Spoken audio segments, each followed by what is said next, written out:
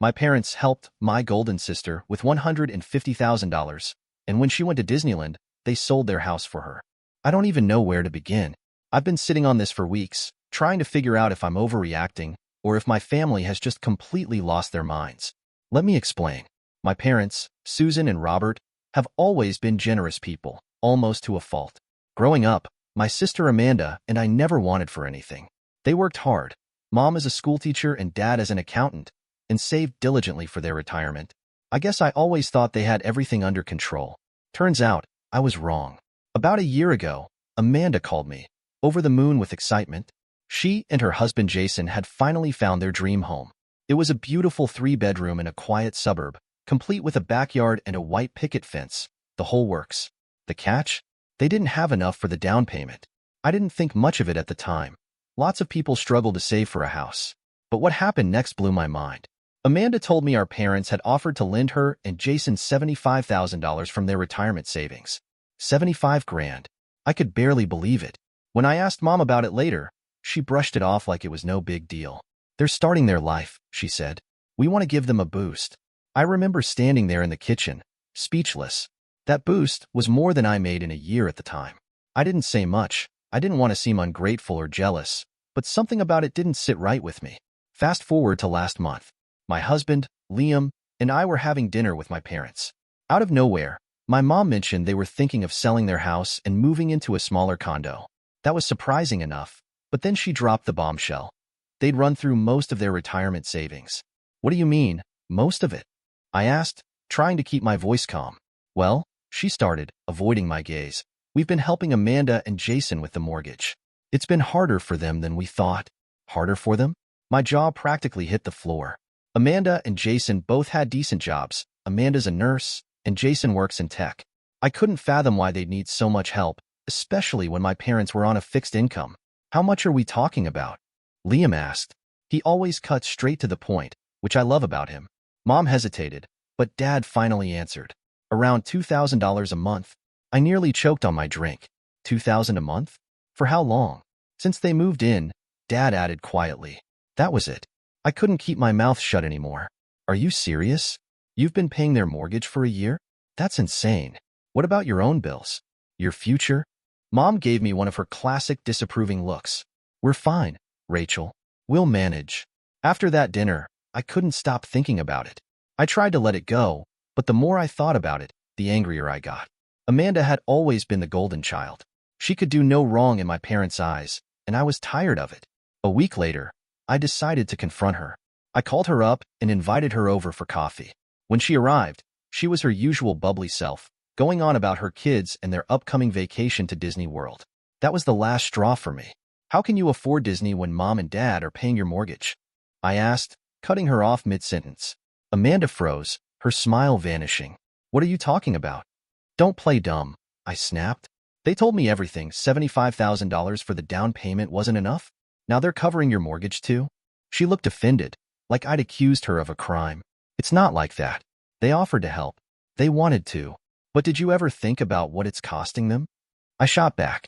They're talking about selling their house, Amanda. Their house. Amanda rolled her eyes. Oh, please. You're just jealous because they didn't give you the same. Maybe if you weren't so busy judging me, you'd understand that Jason and I are doing the best we can. I thought that was the end of it, but things took an even darker turn a few days later. Liam and I were at my parents' house, helping them pack up some old boxes when I stumbled across a folder marked Finances. I know I shouldn't have looked, but curiosity got the better of me.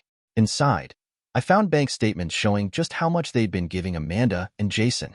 It wasn't just the mortgage. They were also covering their utilities, car payments, and even some credit card bills. The total came to well over $150,000 in the past year alone. I felt sick. When I showed Liam, he was just as horrified. This is out of control, he said. They're going to end up broke. I knew he was right. Something had to be done, but I didn't know how to make my parents see reason. They were so blinded by their love for Amanda that they couldn't see how much they were sacrificing. When I finally confronted my parents, it didn't go well. Mom accused me of being selfish and unsupportive. Dad just sat there, looking defeated. I tried to explain that I was worried about them, about their future, but they wouldn't listen. It's our money, Mom said sharply. We can do what we want with it. Amanda, of course, was furious when she found out I'd looked at the bank statements. She accused me of trying to ruin her life and told me to mind my own business. Things got so heated that we haven't spoken since. Now, my family feels completely broken. My parents are barely speaking to me. Amanda's cut me off entirely, and I can't shake the feeling that this is all going to end in disaster. I just don't know what to do anymore. I thought the worst was behind us after finding out my parents had drained their savings to fund Amanda and Jason's lifestyle. I was wrong. What happened next was even more unbelievable. It started with a phone call from my mom, Susan. She had her serious tone, the one she uses when she wants to guilt me into something. I could feel my stomach tighten before she even said a word. "Rachel, your dad and I need to talk to you about something important," she began. "Do you have time to come over this weekend?" I didn't want to, but I agreed. Liam decided to stay home, knowing that these conversations always left me on edge.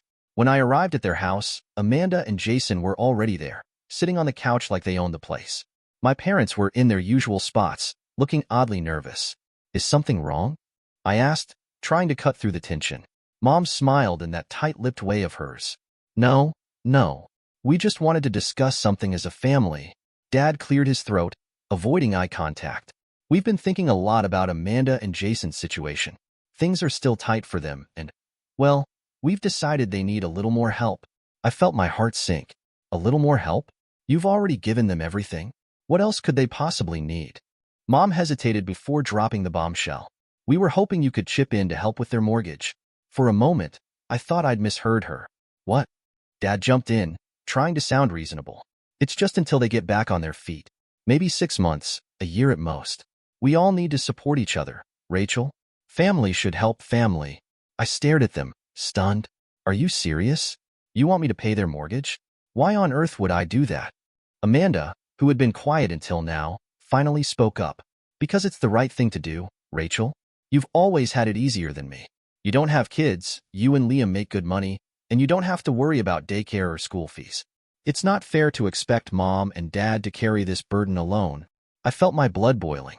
"Easier? Are you kidding me? Liam and I work hard for everything we have. We've never asked for a dime from anyone. Meanwhile, you're living in a house you couldn't afford without Mom and Dad bailing you out every month. And now you think I should start paying for it too?" Mom cut in, her voice sharp. "Rachel, there's no need to be so dramatic. We're just asking for a little help. Amanda's your sister. Don't you want to see her succeed?" That was the moment I lost it. This isn't about helping Amanda succeed. It's about enabling her and Jason to live beyond their means while the rest of us pick up the slack. You've already sacrificed your retirement for them, and now you want me to sacrifice my savings too? Absolutely not. Amanda stood up, her face red with anger. "You're so selfish, Rachel. All you care about is yourself. You've never been there for me. Not really. I've had to fight for everything, and you don't even care." "Fight for everything?" I shot back. "You've had Mom and Dad handing you money at every turn. That's not fighting. That's freeloading." Jason, who had been sitting silently, finally spoke up. "You don't understand how hard it is to raise a family in this economy. It's not like we're wasting money. Every cent goes toward the kids or the house." I turned to him, incredulous. "Then why are you still taking vacations? Why are you driving a brand new SUV? If things are so tight, maybe you should start cutting back instead of expecting everyone else to foot the bill." The argument escalated from there, voices rising until my dad finally shouted for everyone to calm down. "Enough. Rachel, we're not forcing you to do anything. We're asking for your help. If you don't want to, fine. But don't come in here and judge us." I took a deep breath, trying to steady myself. "I'm not judging you, Dad. I'm worried about you. You've already given so much to Amanda and Jason, and it's still not enough. When does it end? When do they start taking responsibility for their own lives?" My dad didn't answer. He just looked away, his shoulders slumped in defeat. Mom, on the other hand, wasn't done. "You're making this into a bigger deal than it needs to be. We're just trying to keep the family together. If you can't see that, I don't know what to say." I left soon after that, too angry and hurt to stay. On the drive home, I replayed the conversation over and over in my head, trying to make sense of it. How could my parents not see what they were doing? How could they not understand how unfair it was to expect me to clean up the mess they'd made? When I told Liam what had happened, he was furious. "They're out of their minds," he said. "You're not giving them a cent. We have our own lives to think about." I knew he was right, but it didn't make the situation any easier. Over the next few weeks, my parents kept calling, trying to guilt me into changing my mind. Amanda even sent me a long, tearful email about how hard things had been for her and how much it would mean if I could just help out a little. I didn't respond. Things came to a head at a family gathering a month later. Amanda made a passive-aggressive comment about how some people don't understand the meaning of family, and I finally snapped. I told everyone exactly how I felt, that I was done being the scapegoat, that I wasn't going to let them guilt me into giving up my hard-earned money, and that they needed to start holding Amanda and Jason accountable. It was like dropping a bomb in the middle of the room. My parents were furious, Amanda was in tears, and Jason just sat there glaring at me. I didn't care. For the first time in years, I felt like I was standing up for myself. Now, I'm barely speaking to any of them. My parents think I'm heartless, Amanda acts like I've betrayed her, and Jason. Well, Jason never liked me to begin with. Part of me feels guilty, but a bigger part of me knows I did the right thing. Family might be important, but there's a difference between helping and enabling. And I refused to let their bad decisions ruin my life. I had always tried to stay out of Amanda and Jason's personal lives, but the more I learned, the harder that became. The cracks in their picture-perfect life were becoming impossible to ignore, and frankly, I was sick of pretending everything was fine. It started when Mom casually mentioned during one of our phone calls that Amanda and Jason were having a tough time with money again. This wasn't surprising. They had been struggling ever since they bought their house, but what shocked me was the reason. Jason wasn't paying his share of the mortgage. Instead, he'd been funneling money into one of his business ventures, a string of failed startups that always seemed to end in disaster. Why does he keep doing this? I asked, incredulous. Doesn't he realize he's putting Amanda and the kids at risk? Mom sighed.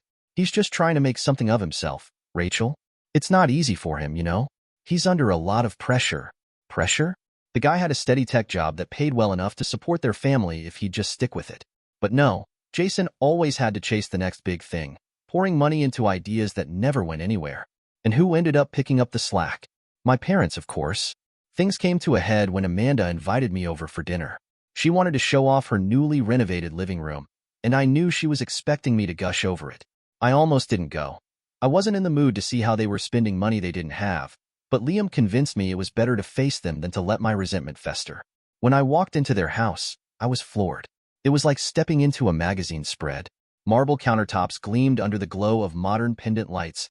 The appliances were top-of-the-line stainless steel, and the living room looked like it had been plucked straight out of a designer catalog. There was a brand-new sectional sofa, a massive flat-screen TV mounted on the wall, and even a chic, faux fur rug. How do you like it? Amanda asked, beaming with pride. Jason and I worked so hard on this. I bit my tongue so hard it hurt. Worked hard? Jason wasn't even paying the mortgage, and Amanda's work mostly involved spending other people's money. But I forced a smile and said, "It's beautiful." As the night went on, my frustration only grew. Amanda couldn't stop bragging about all the little details, the custom backsplash in the kitchen, the heated floors in the bathroom, the imported tiles for the fireplace. Every word felt like a slap in the face. Liam and I lived modestly, scrimping and saving for years to afford a small but comfortable home. Meanwhile, Amanda and Jason were living like royalty on borrowed money. At one point, Jason started talking about his latest business idea. He wanted to open a luxury car detailing service, despite knowing nothing about cars or running a business.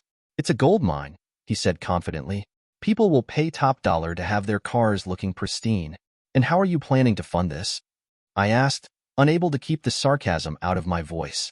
Jason laughed like I'd told a joke. "Don't worry about that. I've got it covered." I glanced at Amanda, who quickly looked away. It didn't take a genius to figure out where that money was coming from. Later that night, Liam and I were driving home when I finally let it all out. I can't believe them. How do they live like that, knowing they can't afford it? And Jason, he's a grown man, but he acts like a teenager chasing some pipe dream. It's infuriating. Liam nodded, his hands gripping the steering wheel. They're taking advantage of your parents, Rachel. And if they keep this up, your parents are going to end up with nothing. That thought had been gnawing at me for weeks. I knew my parents wouldn't stop helping Amanda and Jason, no matter how much it cost them. They'd always see Amanda as the one who needed their support, while I was the independent one who could fend for herself. It wasn't fair, but that's how it had always been. A few weeks later, I found out just how deep Jason's irresponsibility went. Amanda called me in tears, saying their credit cards were maxed out and Jason had missed another mortgage payment. She begged me not to tell Mom and Dad, but I couldn't keep it to myself. They deserved to know what was really going on. When I told my parents, they were devastated. Mom tried to downplay it, saying, they're just going through a rough patch. But I could see the worry in her eyes. Dad was less forgiving. This has to stop, he said firmly. They can't keep relying on us to bail them out. But even as he said it, I knew they wouldn't cut Amanda off. They couldn't. She'd manipulated them into believing she couldn't survive without their help, and they were too guilt-ridden to say no. The final straw came when I found out Jason had taken out a loan against their house without telling Amanda. He claimed it was to fund his business, but most of it went toward paying off their mounting debts. When Amanda found out, she was furious, but instead of confronting him, she turned to my parents for more money. That was when I finally snapped. I showed up at their house unannounced and let Amanda have it. Do you even realize what you're doing to Mom and Dad? They're draining their savings to clean up your messes while you live like you're on a reality show. It's disgusting. Amanda tried to defend herself, saying she didn't know about the loan and that Jason had promised to fix everything. You don't understand, Rachel. Marriage is about supporting each other. I can't just abandon him. Supporting each other? I shot back. He's not supporting you. He's dragging you down, and you're taking Mom and Dad with you. Jason walked in during the middle of our argument and started yelling at me to mind my own business. You're just jealous, he sneered. You can't stand that Amanda has a better life than you. I laughed bitterly. Better life? You mean a life built on lies and other people's money? No thanks. Things escalated from there, with Jason threatening to kick me out and Amanda begging me to leave. I finally stormed out, vowing not to get involved in their drama anymore. But deep down, I knew it wasn't over. As long as my parents kept enabling them, Amanda and Jason would never change. Now, every time I see my parents, I feel a mixture of anger and sadness. They're running themselves into the ground for people who don't appreciate it, and there's nothing I can do to stop it. I love them, but I can't keep watching them destroy their future for the sake of Amanda and Jason's reckless choices. I'll admit, the $3,000 transfer was my mistake. I knew it even as I typed in the amount and hit send, but guilt is a powerful thing, and my family had mastered the art of using it against me. I'd spent weeks trying to stay strong, reminding myself that Amanda and Jason's problems weren't mine to fix. Yet, when my mom called me crying about how Amanda was struggling to keep the lights on, I caved. It started with a text from Mom that I ignored. Can we talk? It's important. Then another, and another. By the time she called, I was already bracing myself for bad news. Rachel, she said, her voice shaky, I hate to ask you this, but Amanda and Jason are really in trouble. Their power's been shut off, and they don't have the money to pay the bill. The kids are. She choked up, which I now realize was her strategy to break me down. They're scared, Rachel. Amanda doesn't know what to do. I wanted to ask why Jason couldn't take care of it, or why Amanda hadn't budgeted better, but I didn't. Instead, I sighed and said, how much do they need? Mom hesitated. Well, with the power bill and the late fees, plus some groceries to get them through the week, maybe $3,000? If it's too much, we understand. But anything you can spare would help. I felt a wave of anger and sadness wash over me. This is a one-time thing, Mom, I said firmly. I'm not doing this again. Oh, of course, she said quickly. We're not asking for more. I just knew you'd want to help. I wired the money that afternoon, feeling sick to my stomach. The amount wasn't going to ruin me financially, but it wasn't nothing either. Liam was furious when he found out. You're rewarding their bad behavior, he said, pacing around our living room. How many times do you have to bail them out before you realize it's never going to stop? I know, I said quietly, unable to meet his eyes. I couldn't say no. A week later, I found out that Amanda and Jason had used some of that money to order takeout and buy a new video game console for the kids. I saw it on Amanda's Instagram, photos of the kids playing in their dimly lit living room, the caption cheerfully thanking family for their generosity. I almost threw my phone across the room.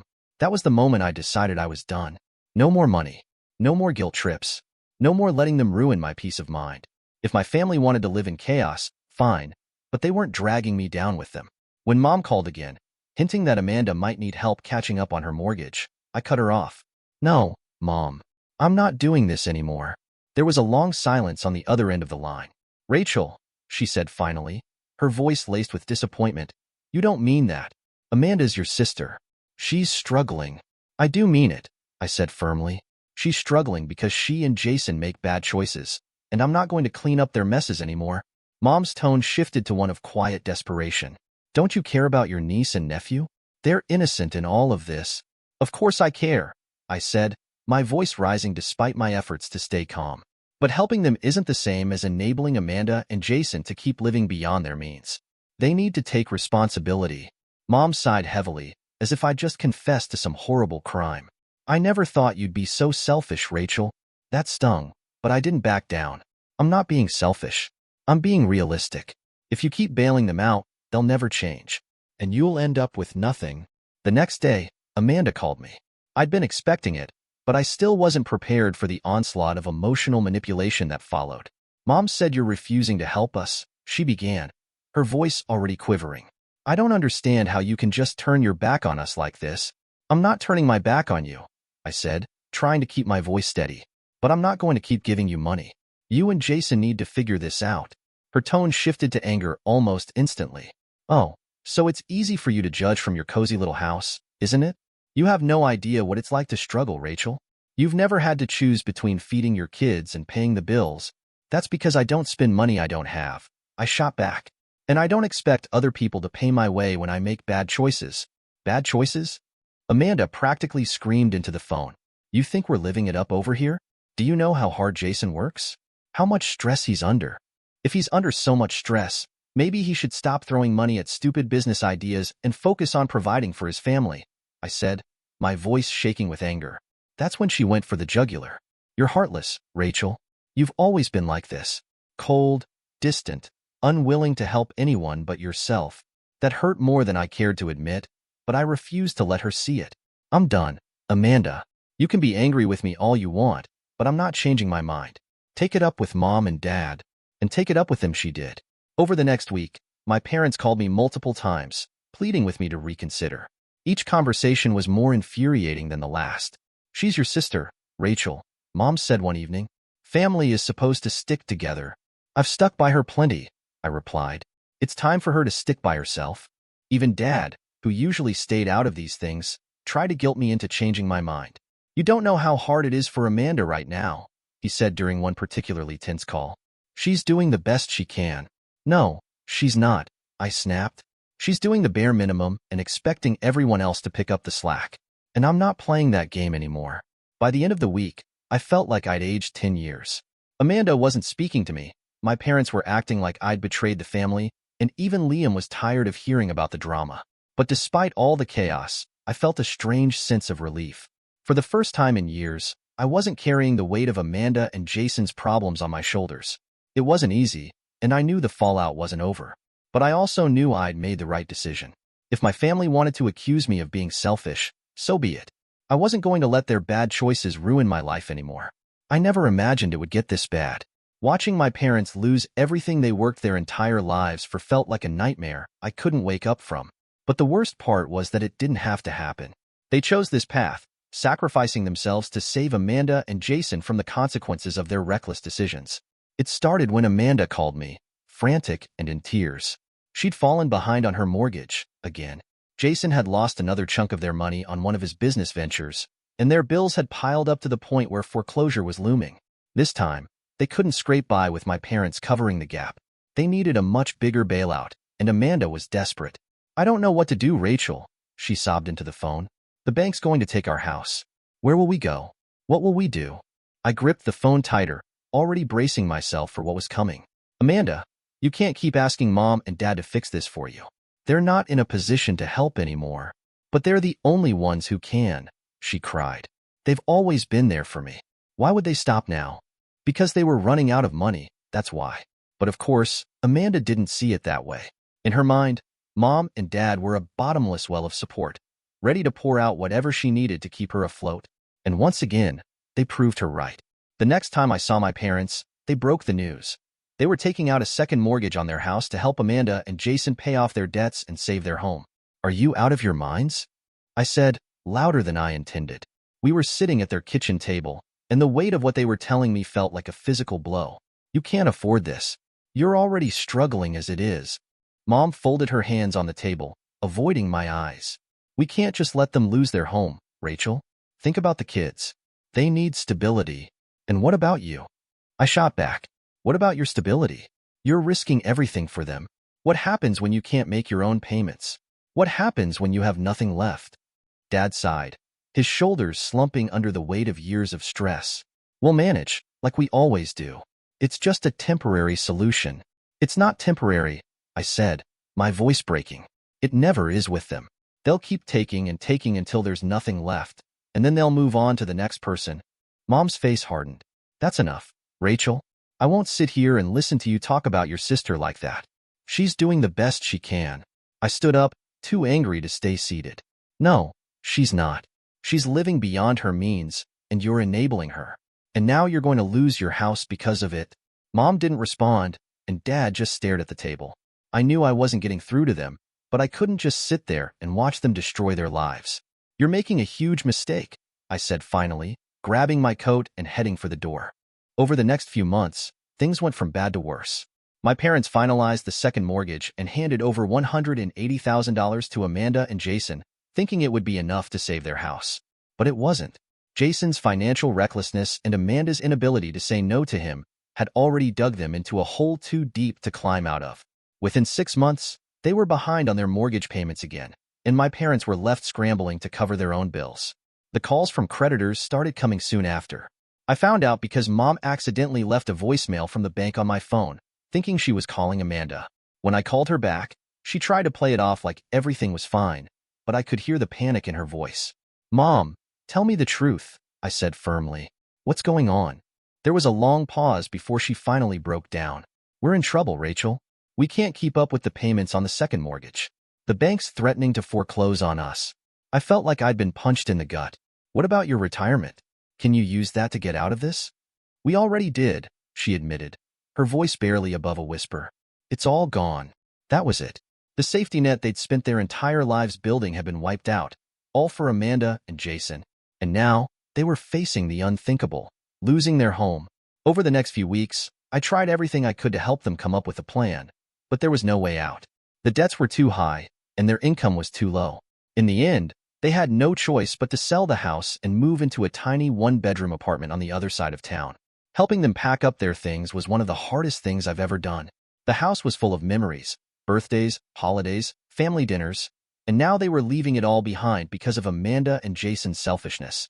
As I boxed up photo albums and old dishes, I couldn't stop myself from feeling a deep, burning resentment. Amanda and Jason showed up on the last day to help with the move.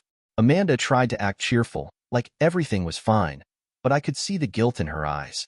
Jason, on the other hand, was completely oblivious. He spent most of the day on his phone, barely lifting a finger to help. When I confronted him about it, he just shrugged and said, I'm handling some business stuff. You've got this covered, right? I wanted to scream at him, to tell him exactly what I thought of him, but I didn't. It wouldn't have changed anything. Jason was who he was, and no amount of yelling was going to make him take responsibility for the mess he'd created.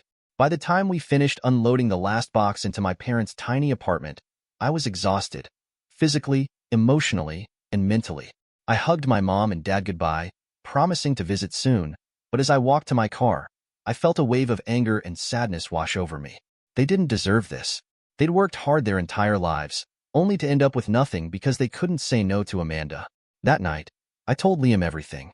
He listened quietly, his jaw tightening as I recounted the day's events. When I was done, he put his arm around me and said, You've done everything you can, Rachel. It's not your fault. I know, I said, tears streaming down my face. But it doesn't make it any easier. In the weeks that followed, I tried to rebuild my relationship with my parents, but things were strained. They were still helping Amanda and Jason in small ways, paying for groceries, babysitting the kids, and it was clear they hadn't learned their lesson. I wanted to shake them, to make them see what they were doing, but I knew it was pointless. They would never stop putting Amanda first, no matter how much it cost them. Now, every time I visit them in their cramped apartment, I feel a mix of sadness and anger. They deserve better than this, but they made their choice. And as much as I hate to admit it, I've made mine too. I can't keep fighting a battle they don't want to win. All I can do is focus on my own life and hope that, someday, they'll finally see the truth. It's been almost a year since I made the decision to step back from my family's endless cycle of financial disasters.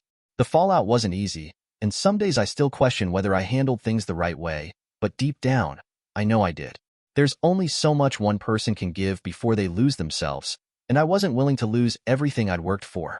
After my parents sold their house and moved into that one-bedroom apartment, I made it clear to them, and to Amanda and Jason, that I was done. No more money. No more problem solving. No more stepping in to clean up their messes. It wasn't an easy conversation, but it had to be done. The last time we spoke about money, my mom tried to guilt me into reconsidering. Rachel, I know you're upset, but we're still family. Amanda needs us. No, Mom, I said, cutting her off. Amanda needs to take responsibility for her own life. You've spent your entire retirement savings trying to help her, and what has it gotten you? A tiny apartment and a mountain of stress. I'm not going down the same road. She looked hurt, but I didn't let that sway me. I love you and Dad, I continued, but I need to take care of myself and my family.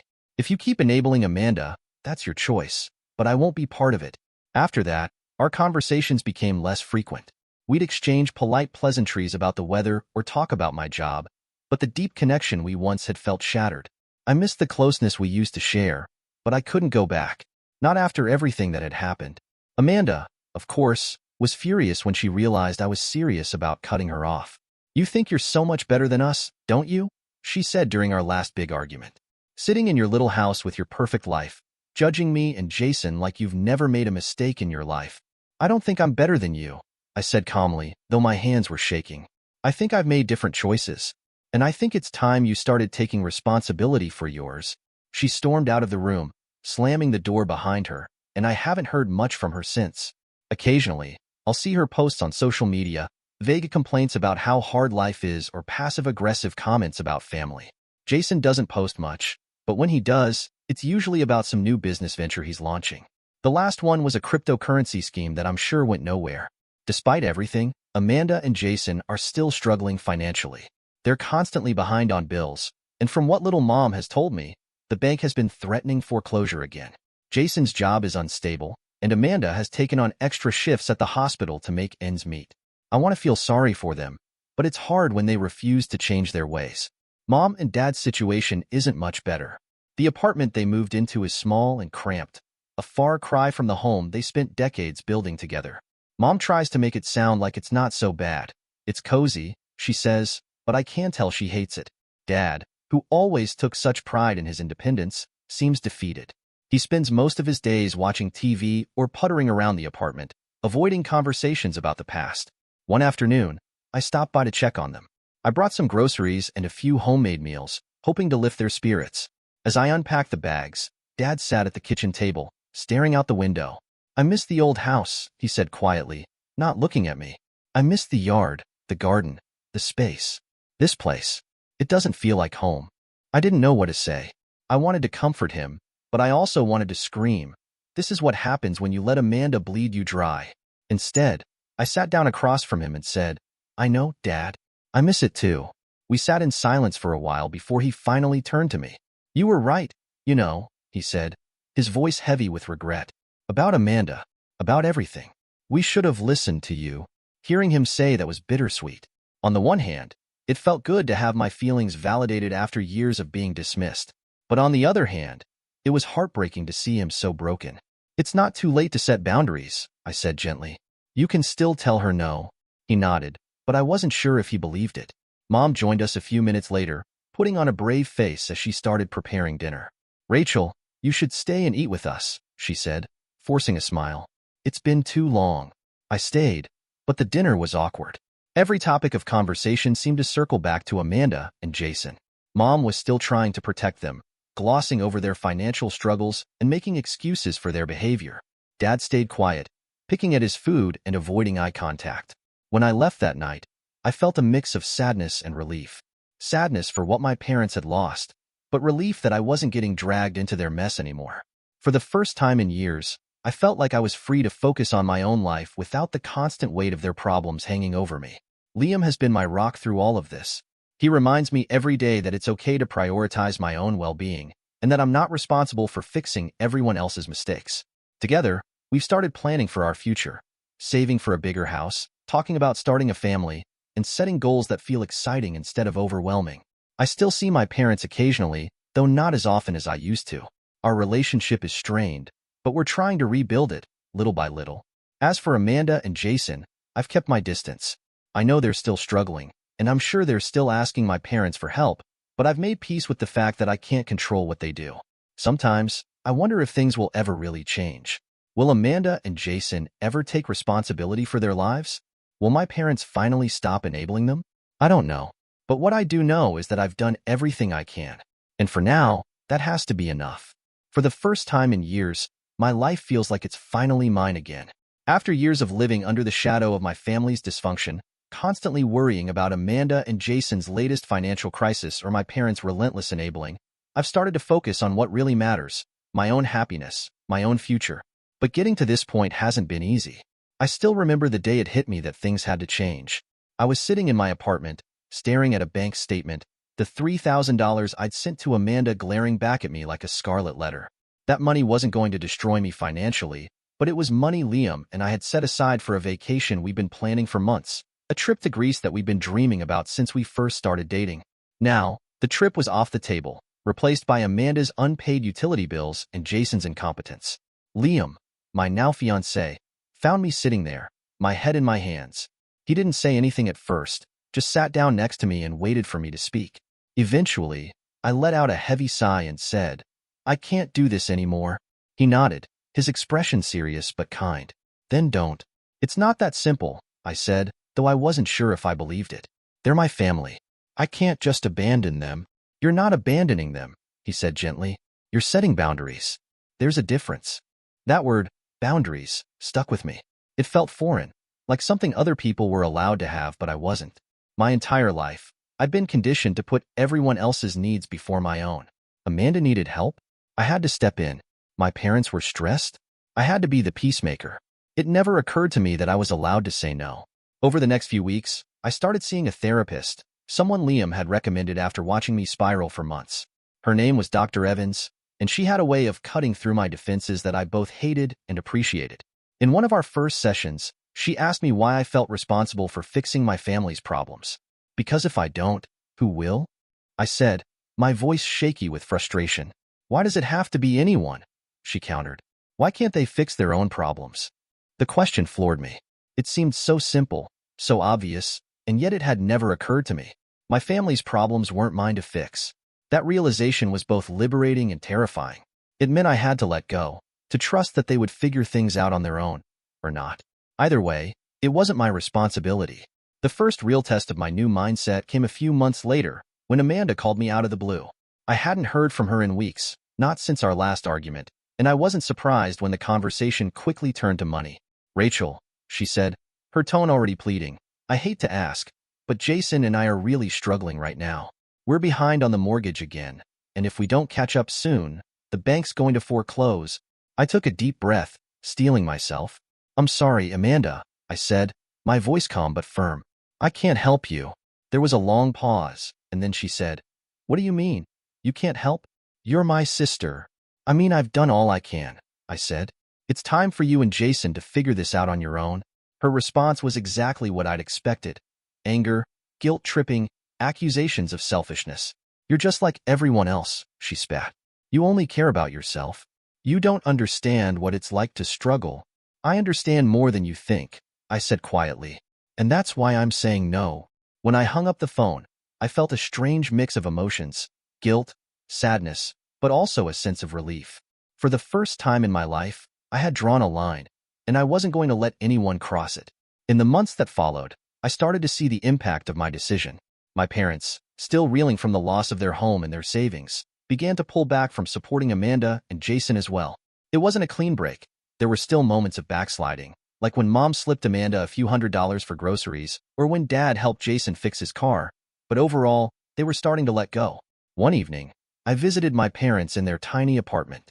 It was a far cry from the spacious home they'd once owned, but they'd made it as comfortable as they could. Mom had filled the place with photos and knickknacks from the old house, trying to make it feel like home.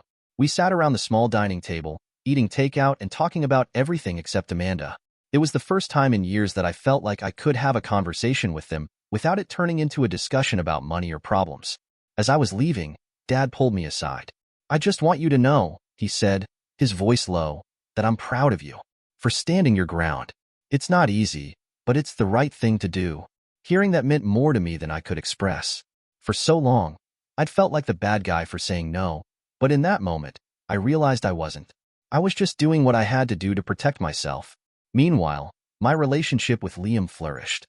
Without the constant stress of my family's drama hanging over us, we were able to focus on building a life together.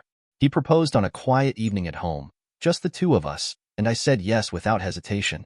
For the first time in years, I felt hopeful about the future.